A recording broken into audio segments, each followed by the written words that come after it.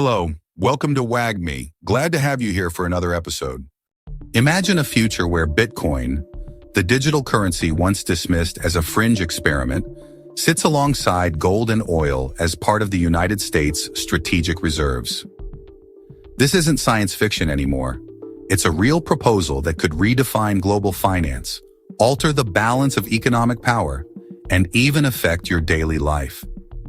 Today, we're exploring the concept of a U.S. Bitcoin reserve, spearheaded by a bill introduced by Trump-aligned lawmakers. What would this mean for the global economy, the cryptocurrency market, and most importantly, for American taxpayers? Let's dive in. Before we continue, please smash that like button, subscribe, and turn on post notifications for the latest in crypto. The story begins with the proposed Bitcoin Act. This legislation aims to position the United States as a leader in the global crypto economy. So, what exactly does this bill propose, and why is it so significant? The key idea is to diversify the U.S. strategic reserves by incorporating Bitcoin. Right now, these reserves primarily consist of assets like gold, oil, and foreign currencies. By adding Bitcoin into the mix, lawmakers argue that the U.S. can hedge against the devaluation of the dollar and reduce reliance on traditional financial systems. Here's how the bill breaks down. First, it calls for the Treasury Department to allocate a portion of its reserves to Bitcoin. This move is framed as a way to embrace innovation and protect the U.S. economy against inflation. Second, it introduces measures to establish the U.S. as a global leader in digital assets, including policies to regulate and secure Bitcoin transactions at the federal level.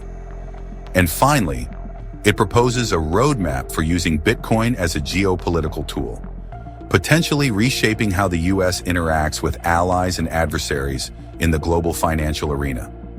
Supporters of the bill argue it's a strategic necessity. They claim that failing to act now could leave the U.S. playing catch-up in the face of growing global adoption of cryptocurrency.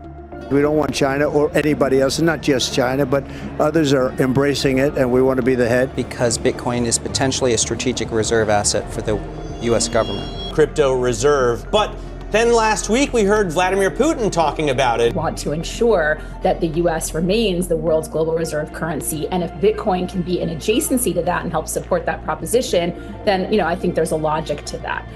Opponents, however, warn that such a move is reckless, pointing to Bitcoin's volatility and the potential for misuse. Thanks, Chair. Thank you, Chair Powell. Neil Irwin from Axios. Financial markets have been very buoyant really all year. Is the committee comfortable with where financial conditions are, or do you see a risk that looseness in financial conditions could undermine progress on your inflation target? So we do look carefully at financial conditions, of course, that's part of what we do, but we really look carefully at is the performance of our goal variables and how are we affecting the economy. So what we've seen over the course of, just take the last year, we've seen inflation, over the last couple of years come down a lot. We've seen the labor market cool off quite a bit. That suggests that our policy is restrictive. We can also look more directly at the parts of the economy that are affected by that are interest sensitive, like particularly housing. Housing activity is very low, and that's partly significantly because of our policy. So we think our policy is working, it's transmitting, and it's having the effects on our goal variables that we would want. A lot of things move financial conditions around, as you know, and we don't really control those. But I'd say we see the effects we're hoping to see on the goal variables and the places where we'd expect to see it. So if I may, speaking of assets that have been buoyant, do you see any value or benefit in the U.S. government building a reserve of Bitcoin? We're not allowed to own Bitcoin. The Federal Reserve Act says what we can own, and we're not looking for a law change. That's the kind of thing for Congress to consider, but we are not looking for a law change at the Fed. These debates aren't just academic. They're about the future of the global economy. So, let's say this bill becomes law. How exactly would a Bitcoin reserve work? The US can't just buy Bitcoin like you or I might on an app. Managing a national Bitcoin reserve would involve a secure and complex system. First, the government would likely purchase Bitcoin in phases to avoid causing massive price spikes. The acquisition process could take years, with careful planning to balance market impact and budget constraints. Next comes security.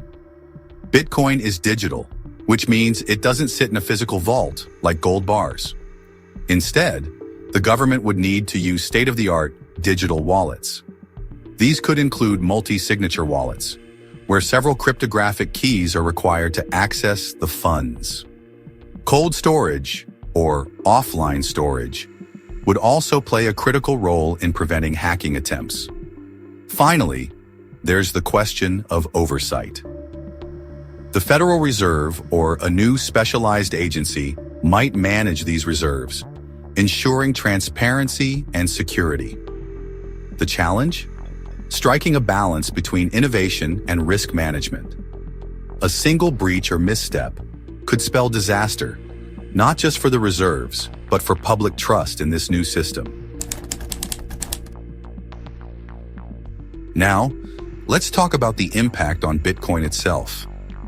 Adding Bitcoin to the United States reserves would create an unprecedented demand surge. Remember, Bitcoin is capped at 21 million coins, and over 19 million have already been mined.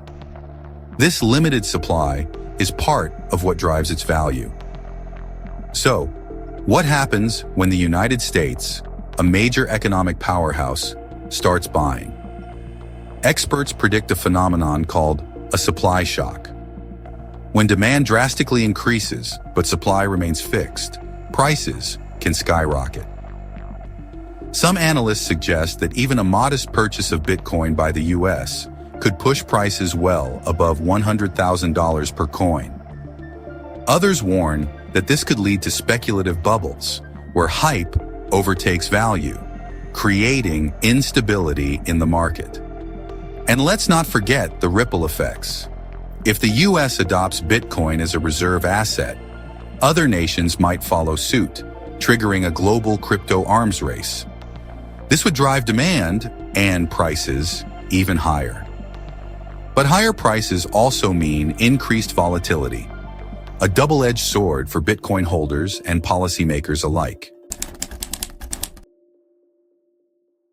For the average American, this raises one big question. What's the cost? Establishing a Bitcoin reserve won't come cheap.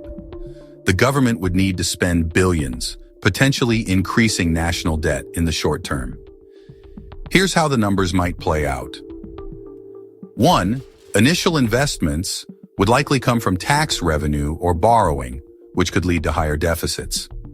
2. If Bitcoin's price rises as expected, the reserves could eventually become a profitable asset, offsetting the initial cost. 3. But if Bitcoin prices crash, or if the government mismanages the reserve, taxpayers could be left covering the losses. On the other hand, supporters argue that this is an investment in the future.